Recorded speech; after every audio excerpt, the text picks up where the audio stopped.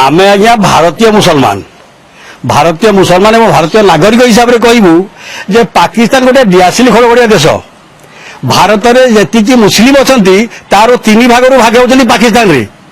जदि भारतीय मुसलमान माने पाकिस्तान भीतर पशिजे पादे चकटिंग मारिदेवे आमको अनुमति दि जाऊ भारत सरकार आमको अनुमति दिंतु आम पशिजु आम पशिया प्रस्तुत अच्छु आज्ञा तेणुक मुझे चाहिए जे भारत गोटे शांतिप्रिय देश तेणुक से तार सुविधा नहीं पाकिस्तान माने बारंबार ये सब जिन आमर जो खुफिया एजेंसी अच्छी सजग रहा पड़ो एसबू जिनस किंतु भारतीय मुसलमान हिसाब से मुझे जहाँ सब हो पाकिस्तान तरफ